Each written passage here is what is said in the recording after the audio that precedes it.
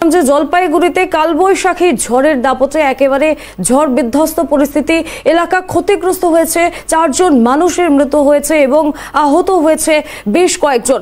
ইতিমধ্যেই রাজ্যপাল সিভি আনন্দ বোস তিনি কিন্তু পরিস্থিতি খতিয়ে দেখতে রওনা দিয়েছেন এমনটাই জানা যাচ্ছে, এবং রওনা দেওয়ার সময় রাজ্যপাল ঠিক কি বলেছেন শোনাবো আপনাদেরকে। There has been loss of life, injuries have been there, houses have been damaged, crops have been damaged. We are all concerned about it.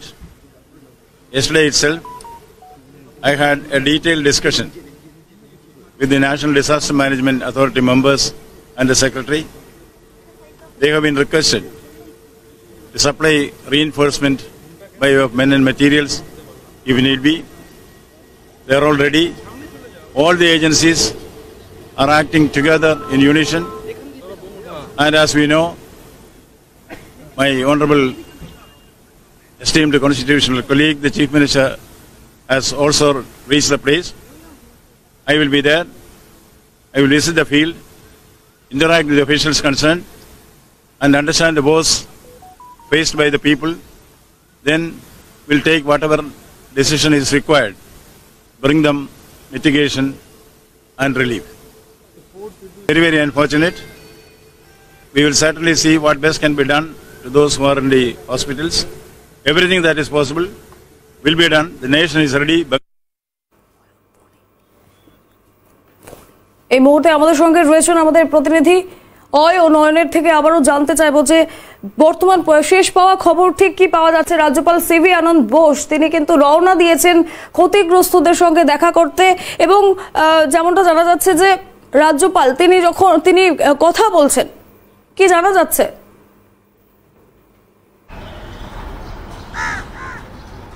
দেখো, তোমাকে জানিয়ে রাখি, একেবারে ঘড়ির কাঁটায় 6:44 সেই সময় যে কলকাতা বিমানবন্দরের যে ভিভিআইপি গেট রয়েছে, 5 নম্বর গেট, সেই ভিভিআইপি গেট দিয়ে রাজ্যপালের যে গাড়ির কনভয়, সেই কনভয় ইতিমধ্যেই কিছুক্ষণ আগে ভিতরে প্রবেশ করেছে এবং রাজ্যপাল সাংবাদিকদেরও মুখোমুখি হয়েছিলেন। এবং সেখানে এখনো পর্যন্ত যেমনটা জানা যাচ্ছে যে বিমান এখনো পর্যন্ত তিনি ওঠেননি, এই লাউঞ্জে আপাতত রয়েছেন।